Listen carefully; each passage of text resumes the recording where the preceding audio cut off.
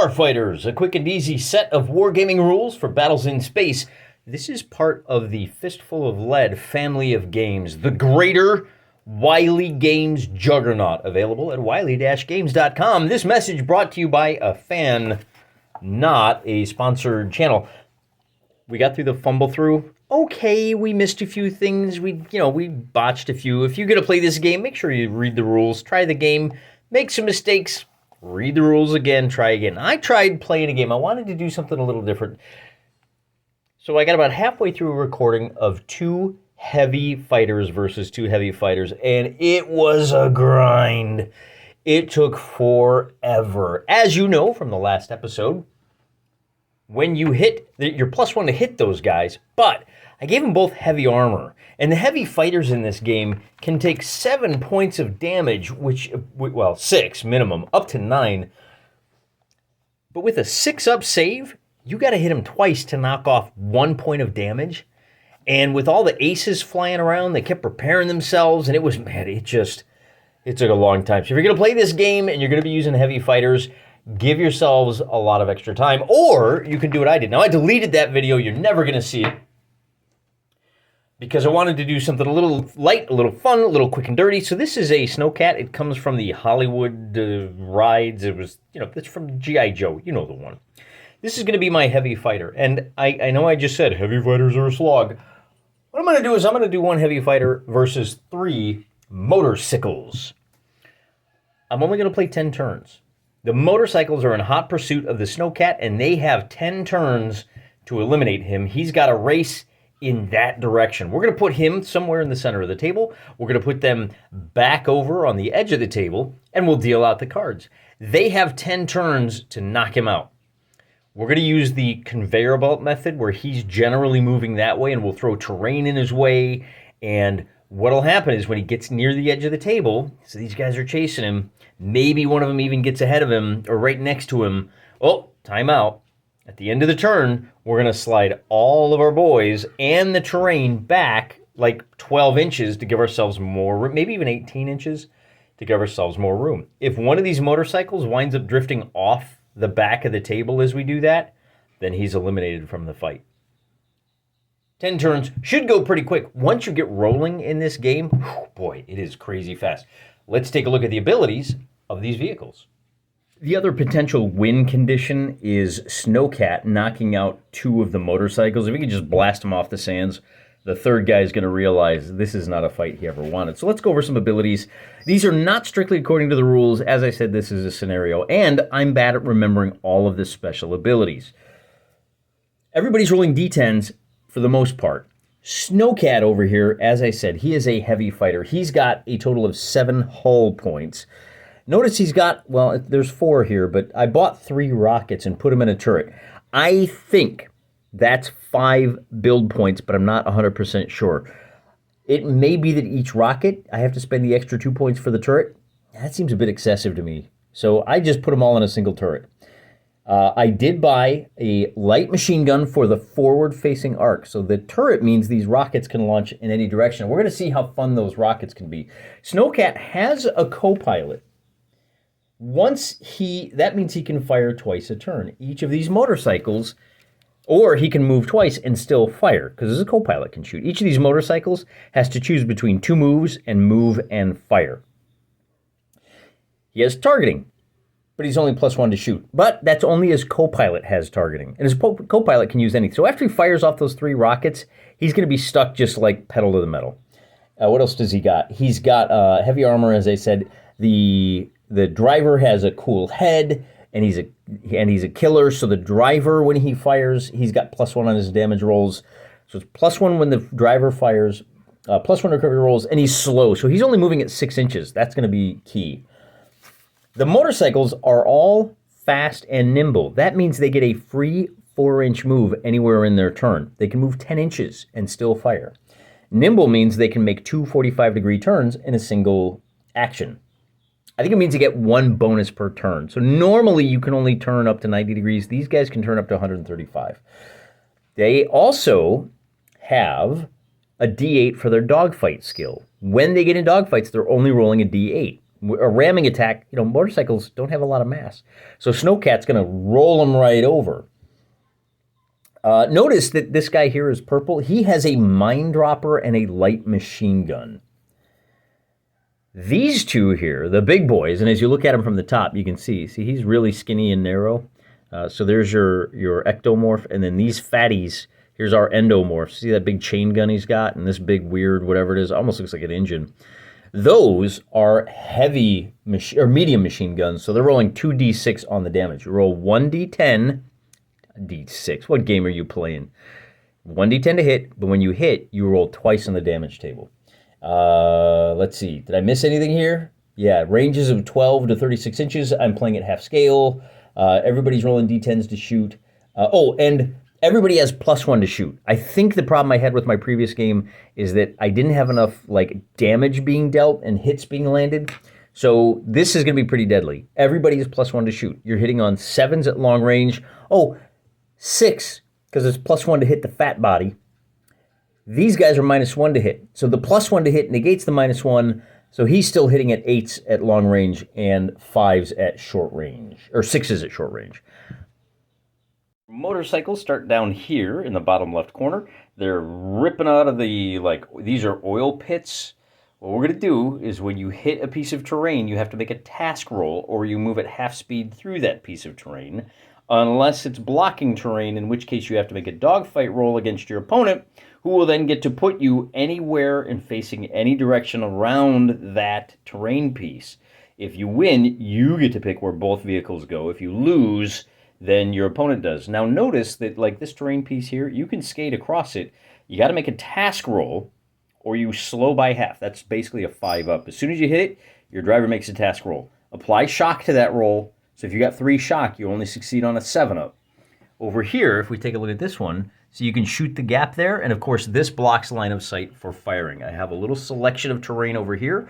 We'll drop 2 pieces down every time we slide everything back, and I'll roll some dice to figure out exactly where they come on to make it random. I put the rulers down here so you can see we're starting with a gap of 18 inches. We're just out of range. The action opens just as the motorcycles close in on. In fact, I'm going to bring Snowcat over here just a little bit further, because I want him to be more than 12 inches. See, he's more than 12. So it won't be until turn 2 that he hits the edge. And as soon as any vehicle hits the edge, we're going to pause the action. We're going to drag everything back 12 to 18 inches. Let's call it 12 plus a d6. And then we'll resume right there with a new piece of, a new length of table. The action starts on turn number 1. This little die will be floating around the table, and I'm going to deal out 3 cards, 2 red, yellow, and purple. Red gets +1 to shoot on the jacks, 10 for yellow, and 3 of spades means old purple's going to have to go last. I deal them out to specific characters because I'm playing solo. Trust me, I dealt. The fact that he goes first is just random chance. This is how I keep things interesting for myself. I only need to think about what he's doing on the king. I have to think a little bit about what they're going to do, but I know right off the bat what he wants to do, and that's run.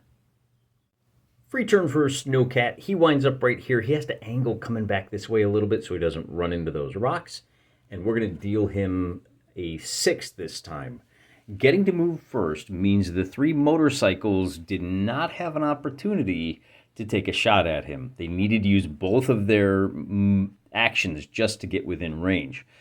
If we get the right draw, so the 6 of diamonds will go before Snowcat's 6 of clubs. The queen removes shock, meaning red will go first, and the queen heal 1 wound. This is what I'm talking about. Now it's turn 2, so there's no shock or wounds to heal. One thing I'll point out is that purple here is going to try to circle around and get in front of Snowcat. Remember, he's got a mine dropper. So if he can get and drop that in front of Snowcat, he's going to make him pay. We'll bring the big guns up, and they are going to target him. Now, these 2 queens get to go first. So let me show you how movement works with the special bonus movement. Mr. Purple normally can only move 4. Well, again, it's half scale, right? So normally he can move 4. And then we're going to wheel up in this direction. And at any point in his move, he gets a bonus of 2 inches of movement. So we're going to move him up to there, and that's only his first action. So if he wanted to, he could fire, but again, like I said, he doesn't want to. We're going to drop this right here, and he's going to go ahead, and we got to worry about this, and we don't want to get too close just yet. So we're going to wind up moving up 6 more inches to here, and then we'll give just a little bit of a turn so we can kind of skate around as we swoop around in this direction. So you can see already we're closing in. For the Queen of Spades, actually Queen of Spades goes first. I probably should have done this first. Once again, he can normally move 4. He's going to move the full 6 with his turbo thrust.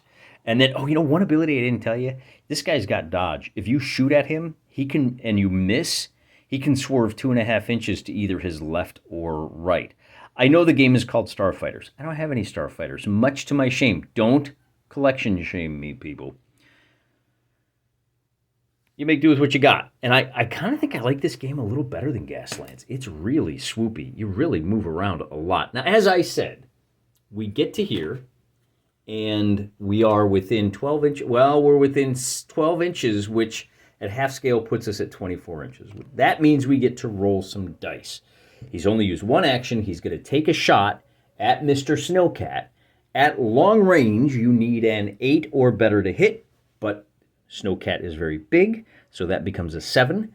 And we have a targeting computer. We're going to hit on a 6.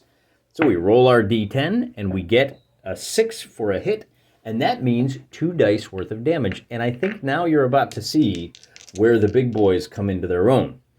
The first thing you do is roll on the damage chart. We get a 10, and we get a 4. The 4 is a shock, and the 10, if you are a normal fighter or a light fighter, that means you are out of the game. If you're a heavy fighter, it means you take 2 hull damage. Remember, he's got 7 altogether. But not only that, he gets to save. This is the shock save. This is the wound save. If he is successful on a 6-up, he only takes 1 here, and here that shock goes bye-bye. So we get a 1 and a 3. He's unsuccessful on both, and that means he loses 1 damage and he gets 1 shock. Now, I do have a shock. This is what the character sheet looks like, if you will. You can, and it's up here, so I can't, there you go. So these are the 7 he's got, and I cross 1 out because he can heal that.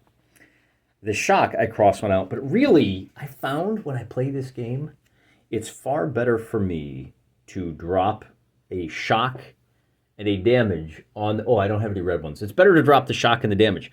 Shock reduces your ability to shoot and drive and do tasks and all that stuff. This is on the driver. Damage is on the vehicle, and it slows the vehicle by 1 inch in the normal game, half an inch for us, and that takes effect right now. So those chips will chase him along. Then we repeat the process for Mr. Yellow, who does the exact same thing. He's going to take the shot, and once again, he's hitting on 6s. He gets a 7, so that's 2 dice worth of damage. He gets a 2 for a shock, and he gets an 8, which will do 1 wound. We make our rolls to save, and with a 4 and a 2, we've failed both of those. You know, this just the way. I talk a big game about how a slog and what a grind it was because these guys never take any damage, and then blam, blam, we get hit twice. All right, well, be that as it may, he is now going to be able to move only 5 inches on a double move, but he's not going to do, well, yeah, he's going to do the double move. But before he moves, he's going to try to lock on to, let's lock on to Mr. Red, because he's a little bit further away. Now, that red is beyond the 12-inch short range, which means locking on is going to be a little bit tricky. He's going to have to roll an 8 or better. He does have the +1, like we talked about. He does have the co-pilot, so he can still move twice. It's my understanding. He's got the, what do we got here? He's got the, so we're firing a rocket. And with a result of a 7, we're going to hit. He needs an 8 or better, but he's, oh no, these guys are -1 because they're light fighters. +1 for the targeting. He still needs an 8, so the targeting fails. Oh no, but I got this wrong. A co-pilot just means you can fire 2 weapon systems in the same turn. And I think that co-pilot also faces shock. He took the damage. He's rattled. So we're only going to move 2.5 inches this turn. Oops. No, we're only going to move 2 inches because we took 2. Wait, what did I say? So normally he can move 6 on an action, which would be 3, but he's taken 2 damage, so he's only moving 2 inches. And the reload is, if you roll a 1 to hit, you have to spend a turn cooling down. So that's the end of turn number 2, and we really probably should have just tried to recover on that turn. Okay. Not off to a great start here, Mr. Snowcat. Let's deal out. Well, first I got to shuffle. It's turn number 3. I'm going to cut the deck. I've already shuffled it, but I'll cut it just to maintain some honesty. We get a 4, a 9, a 9, and for the purple, who you can't see, an ace, which we're going to use as a, ooh, that's interesting. Maybe we should wheel around and take the shot with him. We don't want to go first because we're actually going to wait until, I think, the 2. Because we want him to move so we can make some plans first. Which means these 2 guys are going to get to move, and that's going to be a real problem for the Snowcat. Because these guys can move a total of 6 inches and get to... I'm just going to move them first. Normally you would do the 9 of spades, but we all know these guys are doing the same thing. So look, we're within 6 inches for both of them, which means they're hitting on 4... Well, wait a minute. They've got the +1 to shoot, don't they? Normally 5s, +1 to shoot. So I'm going to roll 2 dice to attack, a red and a blue. And the red guy is firing the red, just so you know who's doing what. So these are both going to be hitting on 4s. And we get a 4 and a 9, so that's 2 hits. Oh, no, they're going to be hitting on 3s. +1 for the targeting computer, +1 because they're shooting at a tough guy. So now I got to roll a total of 4 damage dice. And if we get a bad roll here... So that's a 10, 9, 6, and a 2. So I got 1 shock, and I got a total of 3 hits for 5 damage. Now I can make, let's do it this way, I can make a save for each of those 3 to reduce it by 1. So all the red dice will reduce the number of damage by 1. And we get a 1, 3, 3, and a 5. So that means we take 1 more shock and 3 more damage. 1, 2, 3. We have 2 hull points and 3 shock. And when that happens, in a normal game of Starfighters, what are we up to? We're up to 3 shock altogether, and he is reduced now to just 2 hull points. So normally, when you're doing the Space Fighters, you pull the fighter off. He says, I'm out of here, and he has to sit out 1 full turn, and then you make a morale check, basically. And let me just open to the rules here. I'll quote you chapter and verse so you understand how the game is supposed to be played. Building your fighters, that's not it. Damage continued, that's not it. That's not it. Where is it? Here we go. That's not it. When a fighter out of action, breaking off, that's what they call it. After sitting out 1 turn, you may try to re-enter the fight. You take off all the shock, you put your ship on its starting table edge, and you roll a die based on their quality. On an 8 up, they can be dealt in. Failure means they leave for good. So they will still have their damage points. He would still come back on with just 2 damage points. But if we roll, and we get look at that, we get an 8, he could come back on his table edge with no shock. Okay, that's, 30% chance. Now, in our case, do we just do a fight to the death? Where our boy, I mean, he's in trouble because I think that's it. The funny thing about these games is you can design the scenario, but you can't design around failing. What? So how many? I took 1, 2, 3, 4, 5, 6, 7, 8 damaging hits, and I failed 8 times on my saves. I didn't make a single 6-up save. I flipped heads 8 times in a row. You're going to have to trust me. That only happens once in every, 10,000 turns. The dice love me. They love the drama. And unfortunately, that means this is going to be a fairly short episode for today. On average, these episodes they're the perfect length. They're just where you want them. But the other thing I want to show you is if we did get into a dogfight here, if one of these guys got close enough, remember that they're rolling a D8. Now, you're at +1 when you're behind a guy. And this guy's rolling a D10, and he does not have any other bonuses for that. So it's just a straight roll-off. And because he's so fragile there, we get a 6 and a 6. Well, he lost that dogfight. And it occurred to me as I was thinking about this game driving around, as one does, in a normal game of Fistful of Lead, where you've got, say, a dark elf fighting a wolf. When you win the fight, you can swap places, or you can push your opponent back, or you can stay locked in. Winning the fight lets you do that. Starfighters, or car fighters, as the case may be, works in much the same way. This is meant to emulate, it abstracts. In my case, I'm abstracting a ramming attack. Oh, except you know what? Because I had 3 shock, this guy loses. So the first thing you do is you roll for your damage, and because he lost by, let's see, he won by 1, he lost by 2, so you add 1, oh, that 8 becomes a 9, which is 2 more hits. I think you take your armor checks, and look, a 1 and a 2, I am now 0 for 10, flipping a coin, astonishing. But now, Mr. Motorcycle won the race. So he could, first you separate your Starfighters by 1 inch. And then he gets to decide what way you're facing. Now, he may be happy with this because he's still just facing right up the poop chute of the Snowcat. So he may say, I'm good. But if he wanted to break off and he didn't like this fight, he could turn around and he could put both vehicles something like this. Or if our dogfight is here near terrain, he could say, hey, guess what, buddy? You have to move before you can turn. I'm putting you right on the edge of that terrain piece. So just another special little present that I've given you. And then on the next turn when we deal the cards, zing, I can get away, which is one of the benefits of being a light and nimble vehicle. But as I said, it's a great scenario. My hat's off to the scenario designer. He is handsome and his hygiene is impeccable. But as usual, the dice conspire to make a much better video than he could write for himself. Hey guys, I'm done. I hope you like Starfighters. I hope you pick up a copy. It's one of the best ship-to-ship games I've played, even if I've never played it as a ship-to-ship game. But you could, and you've probably got a better collection than me, so you probably could play a more authentic game than I. And I'll also point out, I stripped down some of the special abilities. There's a lot more in there because I'm trying to do a video. I don't know if you knew this or not, but I'm recording this so people can watch it later.